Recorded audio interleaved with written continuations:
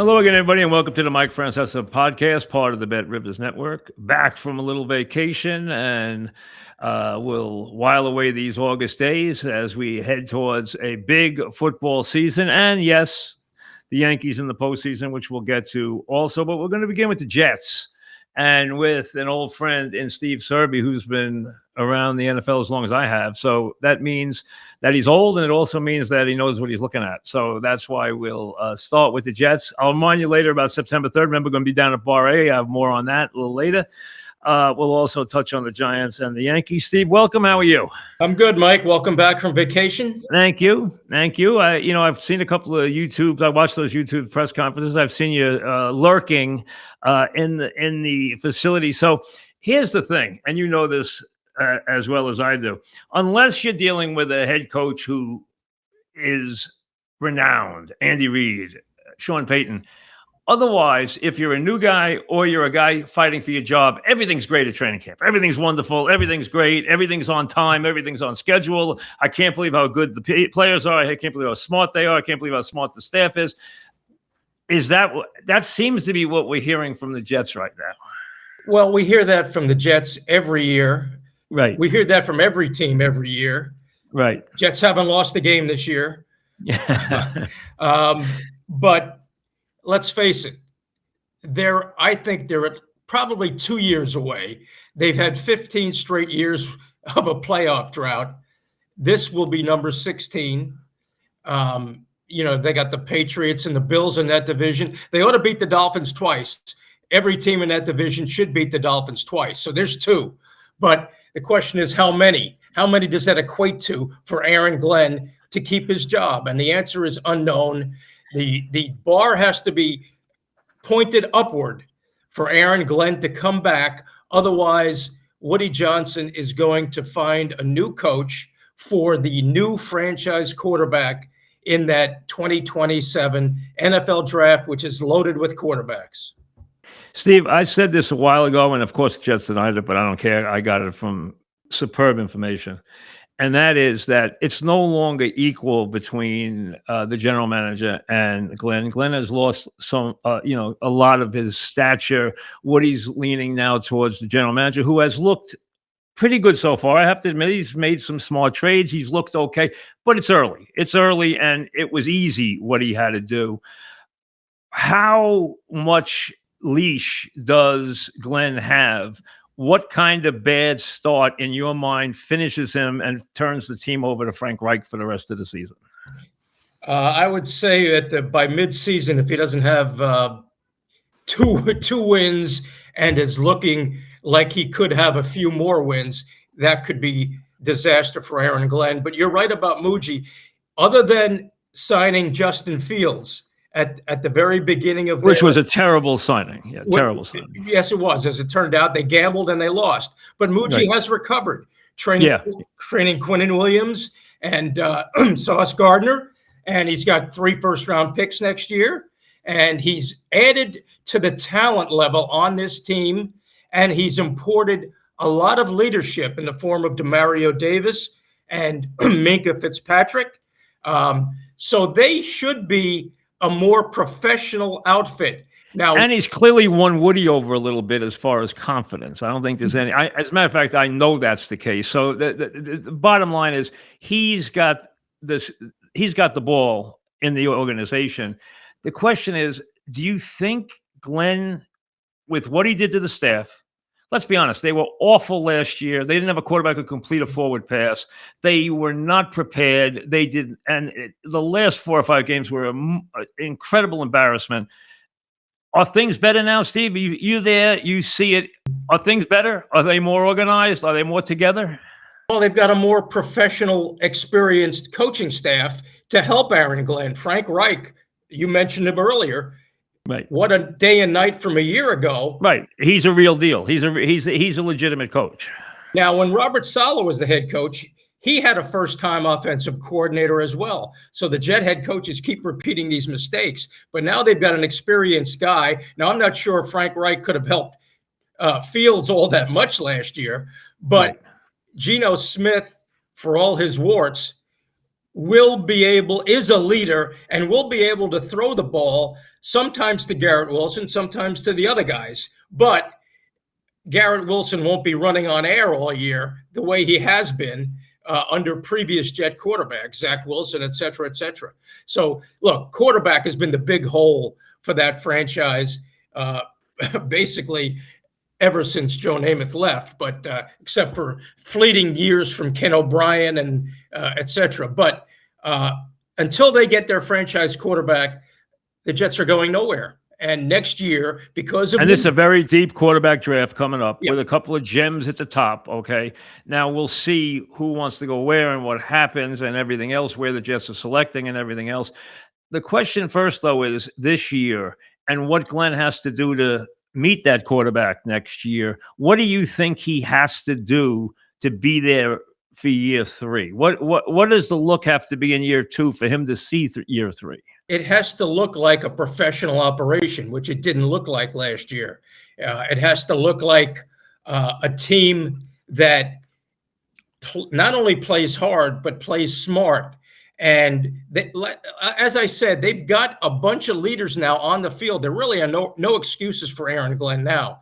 He's got a competent offensive coordinator, a veteran, experienced offensive coordinator. He's got an experienced quarterback to hold the fort until the next franchise quarterback arrives next year. And as you and I both have indicated, Muji has positioned the Jets with 3 first-round picks to maneuver around that draft board next year. The question is, can Aaron Glenn save his job by looking more organized and competent on the sidelines? You remember that game in London last year, he looked lost. Right. So the players seem to respect him. He has the respect of the players. The question is, can he keep that respect by being a professional second-year head coach?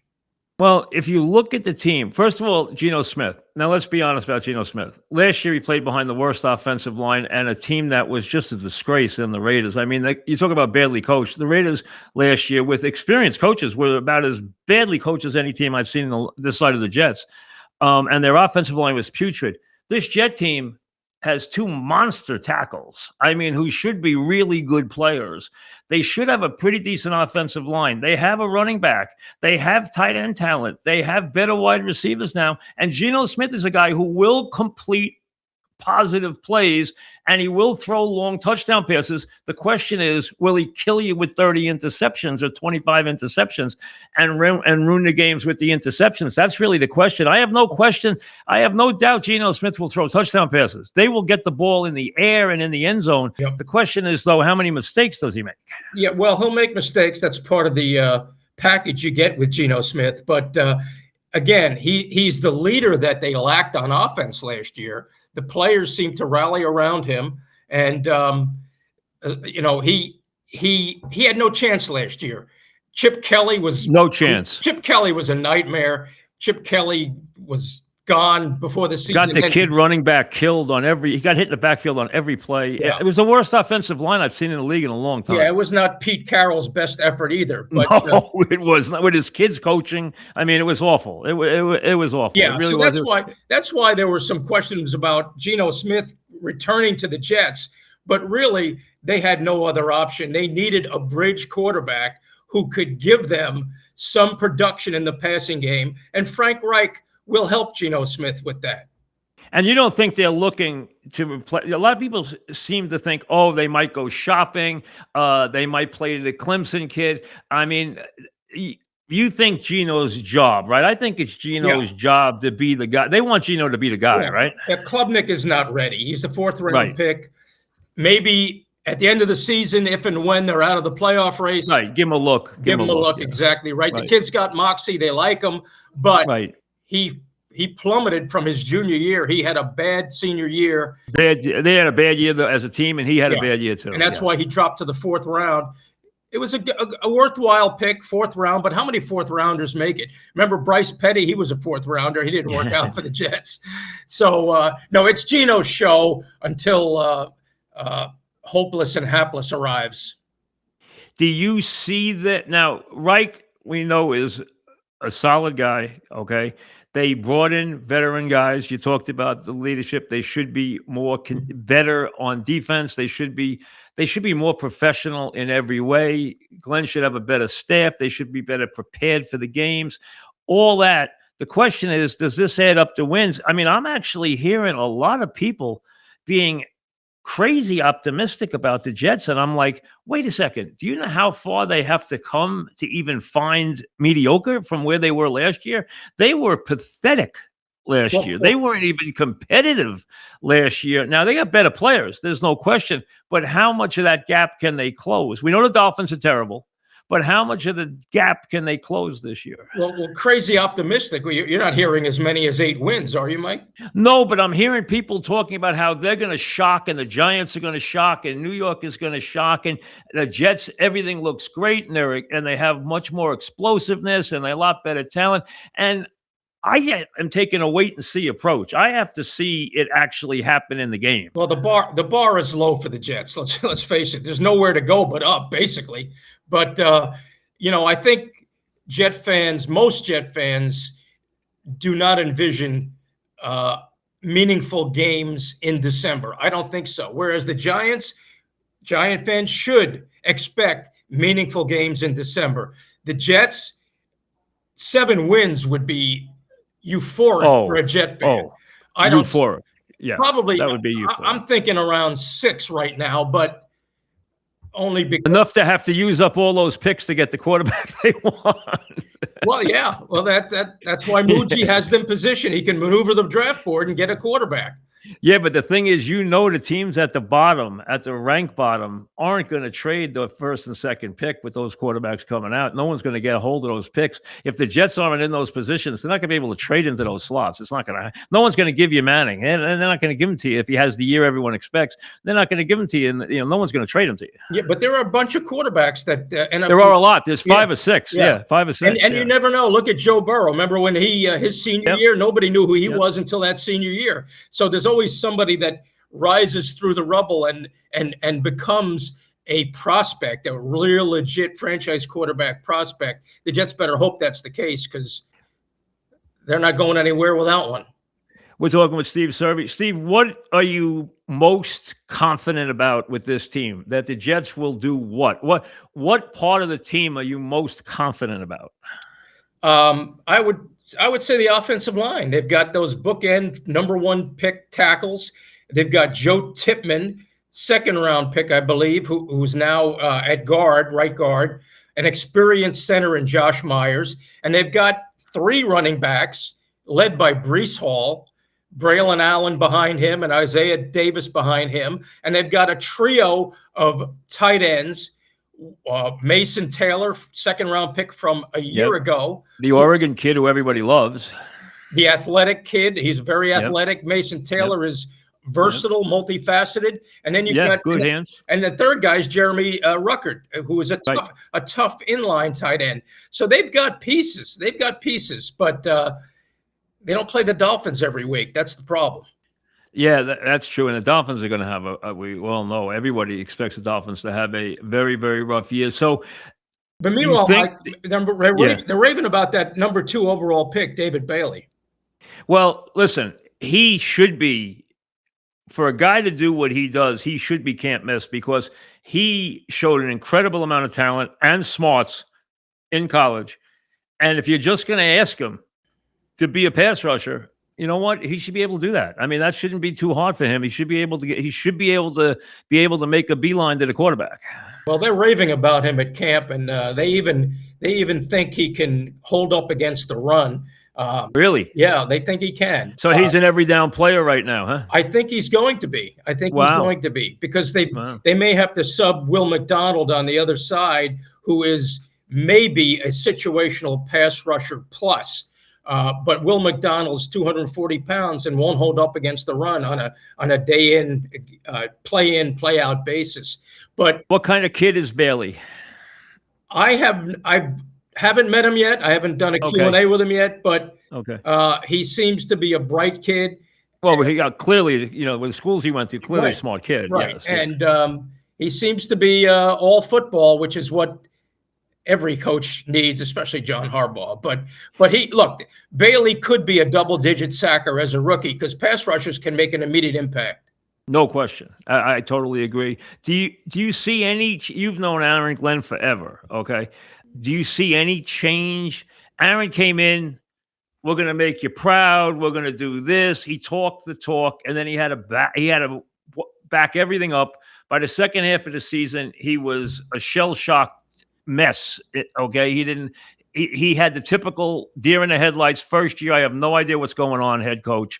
Okay, he looked lost, as you would expect for a guy who was a very good player, as we know, a very competent, very confident player. Do you see any change in him in how he's running things and how he's acting, even with you guys this year? Well, I think from what I can tell, he's the same. He's a kinder, gentler Aaron Glenn. I think he's been humbled. He admits that he blew it last year. Yeah, he came in with the tough guy thing. And it didn't work. Well, good for him for admitting that. And Muji has helped them a great deal by importing experience at quarterback, experience on the defense, and Aaron Glenn will be calling his own plays as a defensive coordinator this year, which is a good idea because he has an inexperienced defensive coordinator. Yes, he does. Mr. Duker working for him, who he loves. But Aaron Glenn needs to take the bull by the horns and call the defensive plays. He calls that his superpower. Well, we'll find out how much of a superpower it is. But that's a good move on his part. And he's been very congenial with the media, which he should have been all along. But and look, he's got Bill Parcells still guiding him, so that has to help. He loves him. Bill loves him. He really. He's very close to Bill. You know, I see Bill because he sits right behind me at Saratoga, and we talk and everything. We're not as close as we used to be, but we still talk plenty. And but he's very close to Aaron Glenn. He has been for many years. You know, he's got his thing of coaches, as you know, Sean Payton and all the others. But Glenn's clearly one of his guys, and Glenn talks to him a lot. There's no question about it. So, he wants. He wants Glenn. He wants him to succeed. He really does. Yes, he loves Glenn. He clearly does. He has an affection for Glenn. There's no question about it. And he spoke to him every week last year, I think. Yeah, a lot. I think a lot too. And listen, I don't know why Glenn took the tact he did. Listen, Glenn knows his town.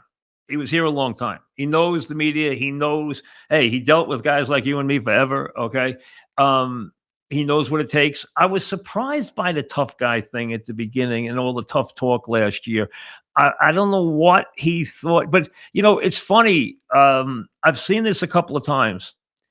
I saw it with Charlie Weiss. I saw it with Glenn. They think they can come in and do Bill as first-year coaches, and it doesn't work. I mean, that's all there is to it. Bill is real. He's not. It's not like it's not an act. It's real, and it's Bill. It's also backed up by incredible coaching ability. That's the difference. And when you try that tough guy act, it doesn't work. It doesn't work when you're going to challenge everybody right from the start. You better win. Yeah, I remember Eric Mangini made that same mistake trying to be Bill Belichick. Yes. Now, yes. Exactly. Yeah. Mangini was and treated the owner badly, which is why he got fired, which is his own stupidity. Bill, Mangini should have been here for a long time. He was a good coach. He handled the other stuff, the media, the TV people, the owner terribly, and he knows that. We've talked about it. He could have been here for a long time. The football wasn't the problem. It was the other stuff with Mangini. He couldn't get along. The TV people couldn't stand him. He's reading them the riot act in his first year. I mean, crazy stuff. It made no sense. Yeah, unless you've got the pelts on the wall, yes, you better be yourself. Period.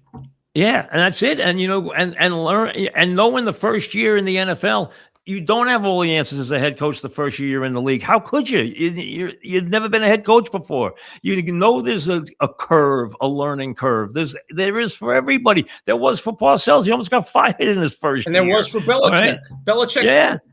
Belichick in Cleveland and in New England. No question. I mean, it's not an easy transition to the head coaching job, especially in the NFL, because you have so many things that you have to be in charge of, and you don't get to do the things you used to do that made you a good coach in the first place. You don't have time, so it really has. And I'm sure he's learned all that. Yes. He clearly has put a better staff together, and he's got, as you said, on defense. And let's talk about that for a second. He's got some experienced hands to help him maneuver this defense. Right. Minka Fitzpatrick, we talked about.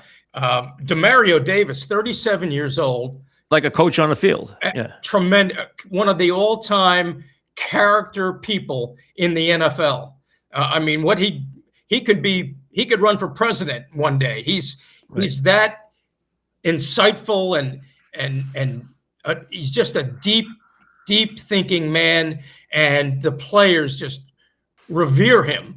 And he's the kind of fixture in the middle of that defense that any team needs. But 37 years old, this guy, forever young, Demario Davis. I've known him from the time he was a rookie with the Jets. And I remember Rex Ryan, when Demario was drafted, compared him leadership-wise to Ray Lewis. Wow. And that has come to fruition now. He is that kind of leader. You know, we're talking with Steve Serby, of course, about year 2 for Aaron Glenn and the Jets as they get ready for what everyone hopes is a better year. Not a special year, but at least a growth year. And they clearly have reason to be optimistic as they look forward. The GM, do you see him taking a different role here in year 2? Do you see him exerting more authority, or is he acting the same way he did last year? Well, the results speak for themselves. I think, as you said, I think Woody Johnson has become impressed with him. I think he has, no question. And as well he should. I mean, he has shown a real knack for maneuvering around the draft board and procuring picks for the tear down / rebuild. And the owner has to be pleased with what he's done. Again, aside from the Justin Fields gamble, which obviously didn't work, he is a man who looks like he has a plan and a vision, and I think he's going to be around for a while. Geno Smith, any concerns about all the craziness? Now, a lot of it they downplayed, some of the things that went on in the offseason. But let's be honest, he had a very active and not very pretty offseason. Yeah, they should have locked Geno in the facility during the offseason. Do you think any of that is anything anyone has to worry about, or does he come here with a clear mind and is ready to go? Well, I remember Geno when he was drafted, and he was a young, immature kid. Obviously, he had his jaw broken in the locker room. That doesn't happen often.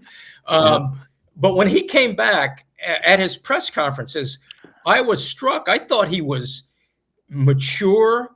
I thought he had grown as a man. And then I was startled to see what happened once he left the Atlantic Health Jets training center. Yeah, a lot of crazy headlines, no question. Yeah, now they've moved past it, obviously. They want to as quickly as they can. Right. But, he seemed like a different guy to me. And then I read about all that stuff that happened in the offseason, and I hope he sincerely puts it behind him, because I happen to like Geno. And I think he has grown up in a lot of ways, but he's got to cut down on the speeding, I think. And that will maybe stay away from some of the help. Yeah, I know he's in a hurry to be the quarterback to the Jets again, but don't be in so much of a hurry.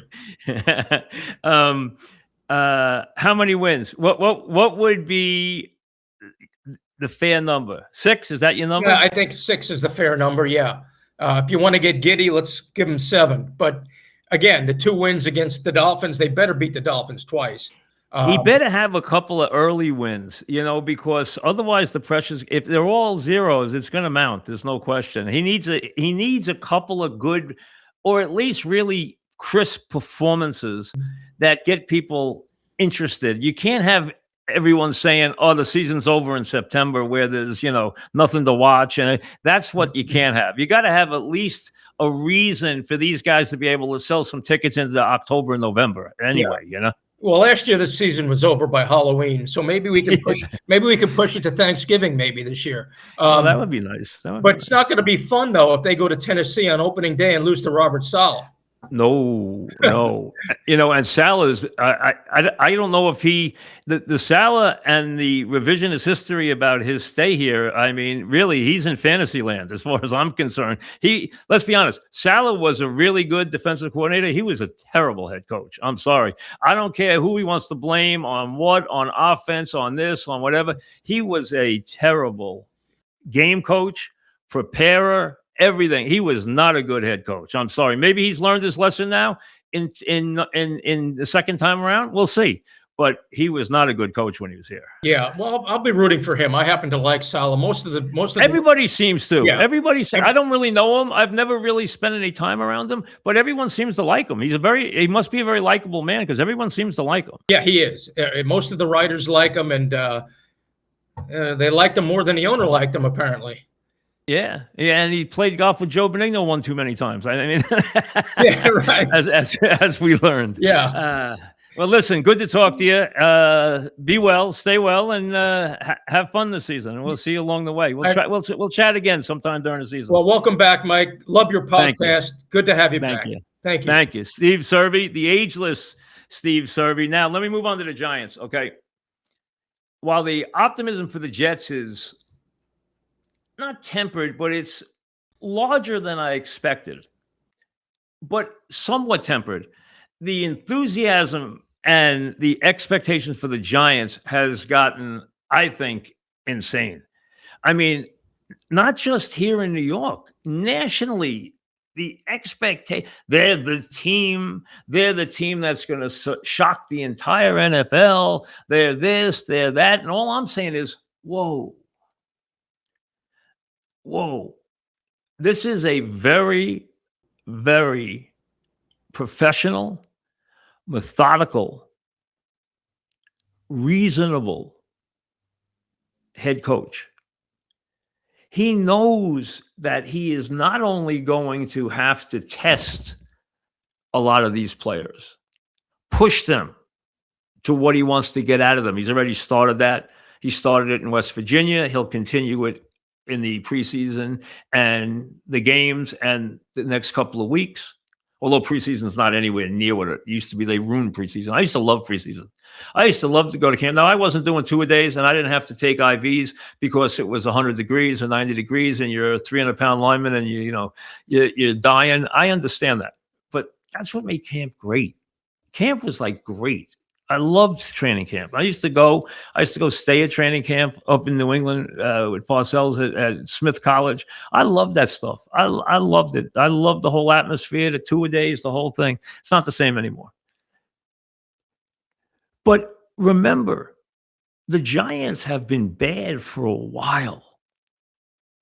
Their defense has been terrible. They've been dreadful against the run, and we still don't know, even though they have some linebackers they're raving about and young players they're raving about. And we know they're going to improve because of who the coach is and who the coaches are. The bottom line is they're going to be massively better prepared. The roster is going to be cut properly. They're going to bring the right people to the games. The game plan is going to work. It's also going to be ultra conservative. I'll get to that in a minute. But realize there's going to be a weeding out process here. Harbaugh is going to find out who his guys are and who his guys aren't. He doesn't know that yet. He's not going to learn that in training camp. He's going to learn that in week 8 and week 9 and week 12 and week 14. He's going to learn the guys he wants to go into year 2 with. I expect the playoffs in year 2. I think if he plays for the playoffs in December, if they play to the Wellington Mara design, which is I want to play meaningful games in December, I want the last game to matter. Make the playoffs, don't make the playoffs. I want the last game to matter. I want to be alive for something in the last game of the season. That was the Wellington Mara way. That was the expectation that he had for every season. If this team can do that in a very competitive division, why? Because any team in that division, even Washington can beat them. Dallas can beat them. Philly will be favored to beat them. But they can beat any team in this division. And they're going to win games that they shouldn't win. And they're going to lose games that they should have won. Because that's what happens. Giants did that last year. You know who did that last year a lot? Harbaugh. Harbaugh's teams last year blew a lot of leads. Now, he had a lot of injuries. He lost a lot of key guys. And his quarterback was hurt all year. But they lost a lot of games where they had big leads last year. That was a frustrating year for Harbaugh, which is why the owner decided it was time. And that's fine. I mean, he had a great run there. You can wear out your welcome there. You just hope that Harbaugh's stay is even a little bit like what Andy Reid's run in Kansas City has been after the Eagles decided it was time for a change. Andy was out of his work about as long as Harbaugh was, which was a minute and a half. And they started getting the calls. Okay, Harbaugh thought the end was near and was thinking Giants, we find out, even before the season ended. He was thinking Giants. Because of Dart and because they're the Giants. And his brother's in the AFC, probably wanted to get into the NFC. The whole thing, and it's New York, it's everything. It was perfect. I told you from the time that it happened that there was only one coach for the Giants, and they got him. It got a little crazy at the end there. They had to do a little mending of fences that last weekend, but they got it done. And it's his team, and obviously everything is running the way it's supposed to run. But don't think he's going to turn this into a 14-win season. It's a team in year one. This quarterback is still learning. He hasn't even played a full season. We don't know how healthy their number one receiver will be. They gave up a big-time run stopper who I think, listen, it's the old Branch Rickey theory. I finished last without you. With you, I can finish last without you. Well, the Giants finished at the bottom with Lawrence. They might as well finish at the bottom against the run without Lawrence. Hopefully they're better. They better be better because they've been at the bottom of the league and stopping the run. And if you don't stop the run, doesn't matter how many times your pass rushes get to the quarterback. If you can't stop the run, you're not going to beat the opponent. So this team has work to do. If this team plays 500, one game above or below 500, I would think the season's a smashing success. Because what he's going to be doing, he's going to be weeding out the guys he doesn't want. And there's going to be more than a few of those. It's just logical. He knows that. I know that. You know that.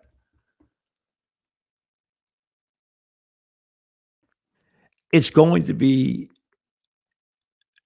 a fun year on so many levels. They're going to be in a lot of games because they're going to play that way. They're going to play a game that features the running game extraordinarily to the strength. Number two, they are going to play a field position game. They're going to put the foot back in football because Harbaugh is a special teams coach by nature. They're hopefully going to play better defense and be supported by the running game and by the kicking game that will help them in a field position game and help them against the run. A good running game immeasurably helps your defense. Why? Because it keeps it off the field, fewer plays. And the Giants are going to be big on the offensive line. They are going to play multiple tight ends. You're going to see two. You're going to see three tight ends. You're going to see the tight end in the slot. You're going to see the tight end featured a lot in a lot of variety of ways. You're going to see a lot of balls thrown to the backs. You're going to see the quarterback under center, which you never saw. You're going to see that. They've been working on that a lot, and that is an adjustment in that regard. 7.5 wins is tricky.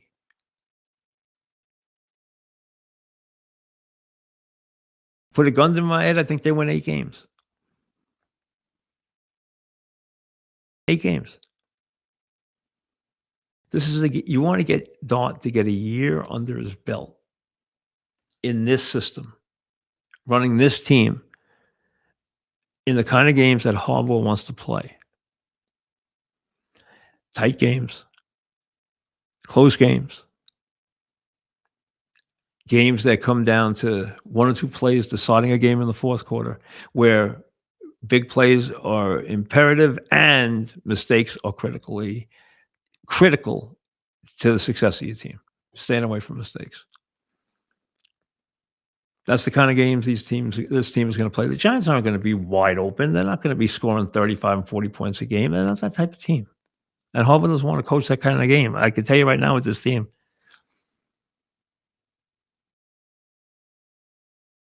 They're going to be very much a run-first team.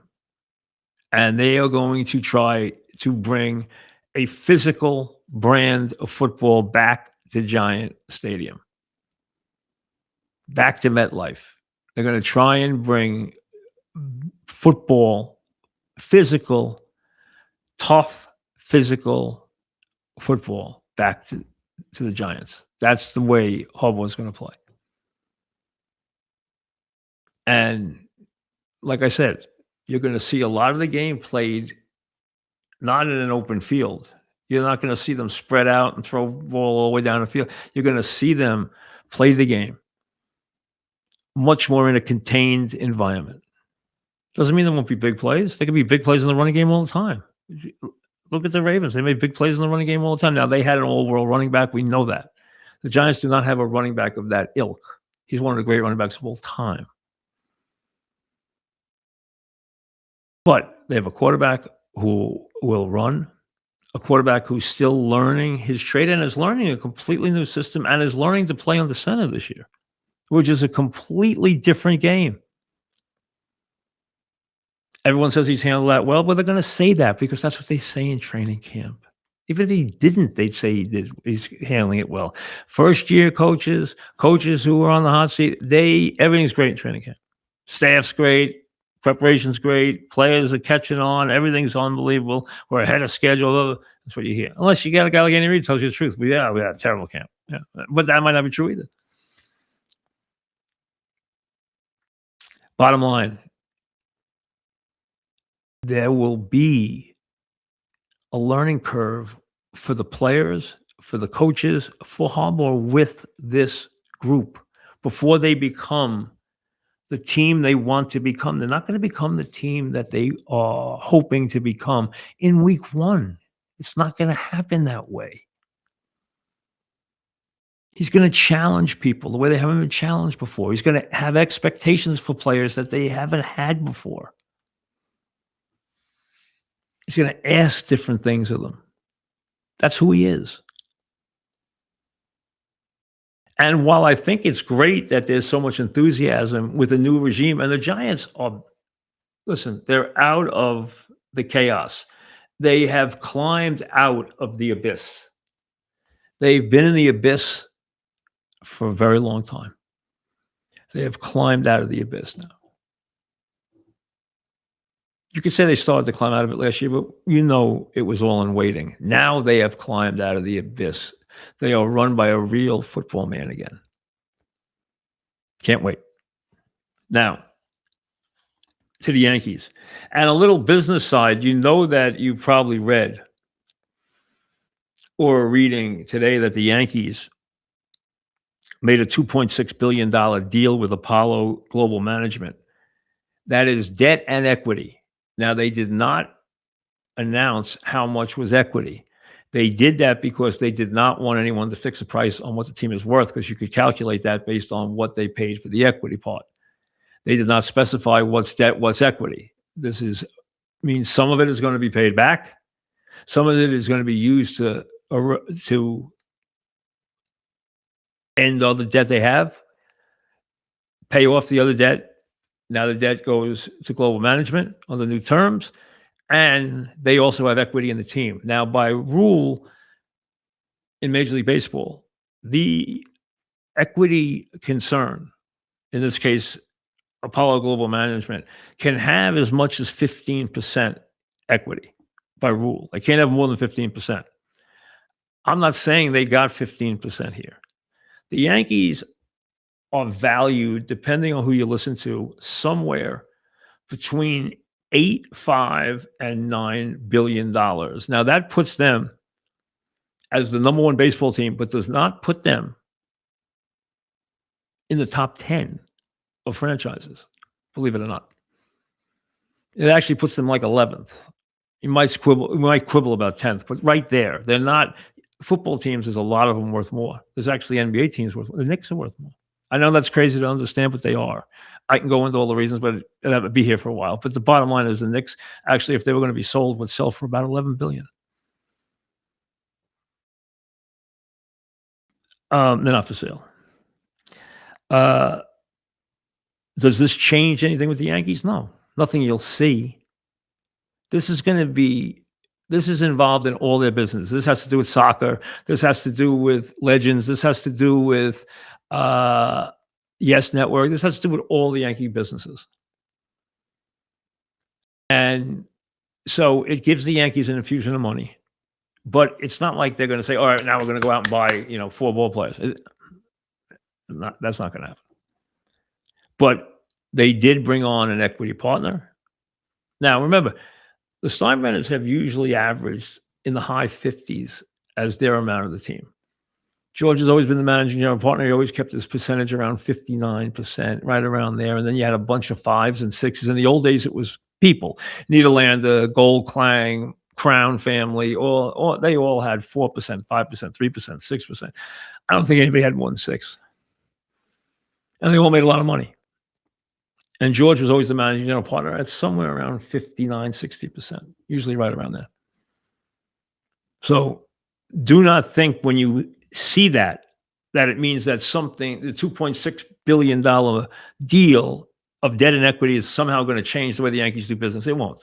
It won't. Now, to the team. They're not going to stop trying to chase Tampa, but the odds of them catching Tampa, which continues to win at an incredible pace, 6 out with 43 to play, considering that they're still playing without what in essence are their 3, 4, and 5 hitters in Judge, Bellinger, and Stanton. I don't know if Stanton's coming back. When they went out and got the guys they got, made me think that they expect a big role, especially for Garcia, in the postseason, which would mean Stanton's probably not coming back. But I don't know that. I think Bellinger clearly is coming back. I'm sure Judge will come back. I just don't know what kind of shape he's going to be in. The Yankees have, in the last 10 games, 12 games, have played better defense.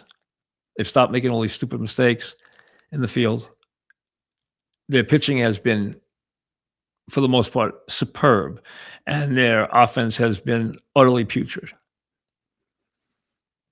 Anytime they get 4 runs, you almost feel like they're fortunate that they got them. I mean, it's unbelievable how many times the games at the Yankee Stadium now go into the 6th inning, 0-0, 0-0, 0-0. I mean, it seems like almost every night, 1-1, 0-0, 1-1, 0-0. The offense is dreadful. Wells has started to hit a little bit, so he's kind of saved the situation. He's 10 for his last 35. He showed a little punch. He showed a little power. He's getting on base more. He's at least not an automatic out right now.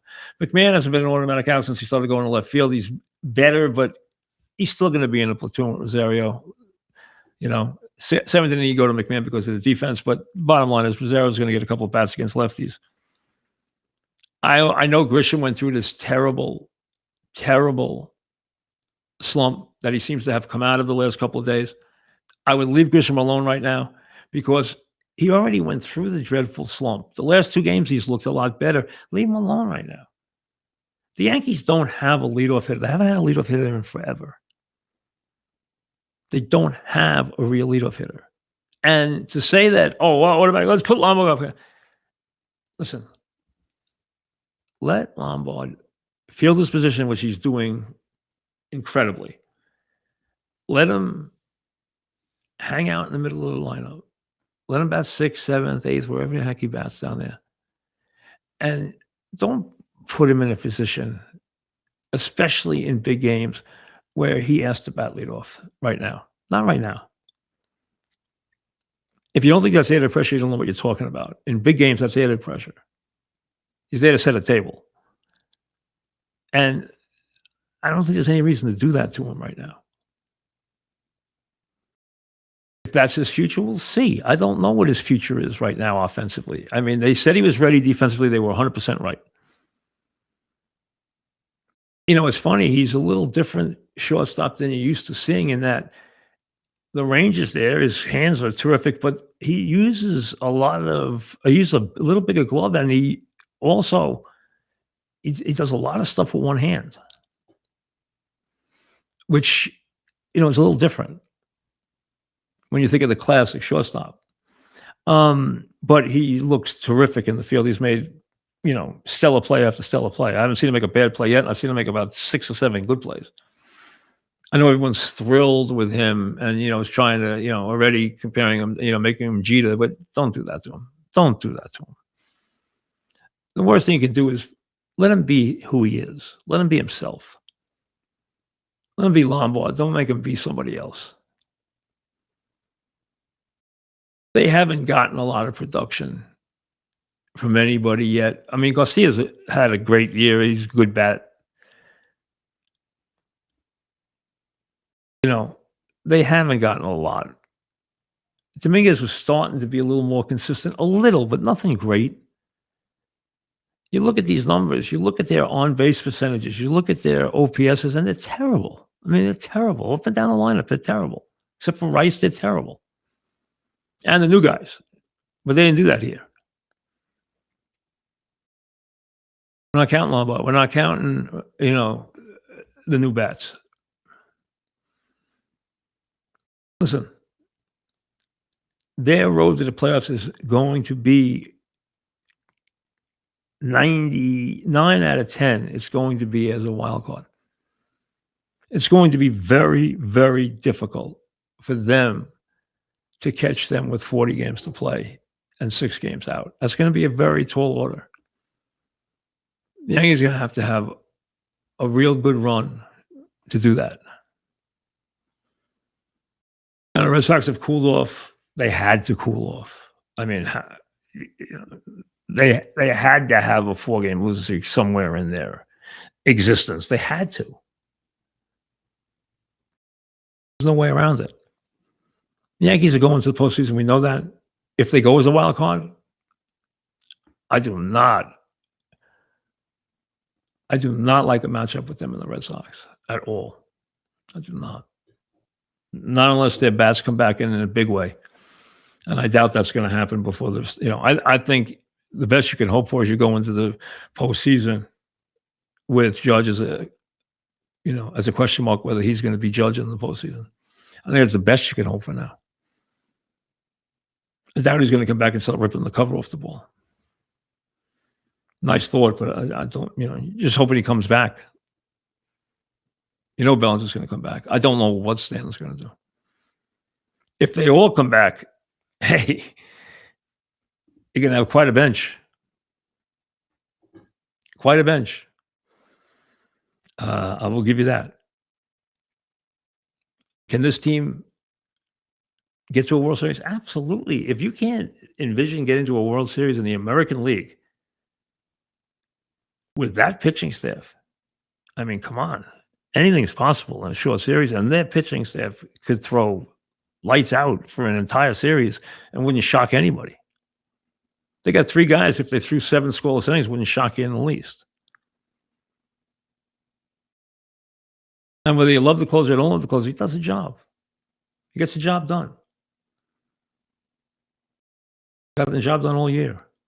And they've gotten surprising performances. They've done a nice job of reclamating some guys and really getting good performances out of their bullpen. They really have. Are they a team that is any closer to a World Series than they've been? No, I don't think they are. Even with that pitching staff, I don't think they are. But can they get there? Absolutely. They could also go out in the first round. That's going to be what you're going to take into this postseason. That's all. But they're going to be there, and that's all you can ask for. That's all you can ask for. Now, remember, Thursday, September 3rd, we'll have more on that as we go through the next couple of weeks. I'll be reminding you and giving you more updates about it, but we're still in the planning stage. We got a lot of good stuff. Mons told me they've already sold a good number of tickets to the VIP part, and remember, the other part's free, and you come out with prizes and everything else. So Thursday of Labor Day weekend, Bar A, down to the Jersey Shore. I haven't been there in a long time, so I'm looking forward to going back to Bar A. It was always a great place to visit. We always had great shows there. I'm looking forward to it. So remember, September 3rd, Bar A down at beautiful Lake Como. We'll be down there on the 3rd to do a program, and we'll remind you more about that as we continue. See you later.